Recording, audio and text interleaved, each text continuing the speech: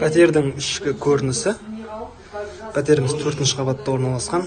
Ортаңғы бөлігінде біз қазір кіреберістеміз. Кіреберістің оң жағында арнайы киім ілгіш заты бар.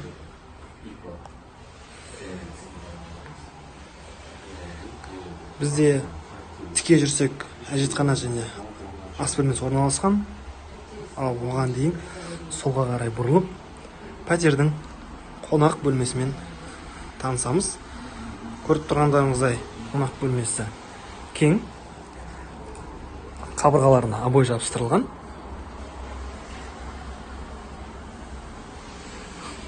Ал қонақ бөлменің арғы жағында пәтердің балконы орналасқан. Пластикпен қапталған. Терезесінен көрініс.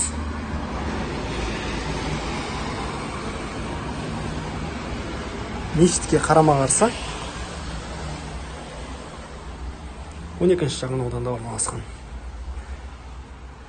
Енді қазір жуынатын бөлмесі және әжетханасымен танысамыз. Ал мына бөлікте біздің жуынатын бөлмеміз бен әжетханамыз орналасқан. Толықтай кафельденген. Ал пәтердің жалпы көлемі 32 шаршы метрді құрайды. Бұл ас бөлмесі. Жалпы пәтердің сипаттамасы болса, көру бойынша астындағы телефон нөмірге хабарласыңыздар. Назарларыңызға рахмет.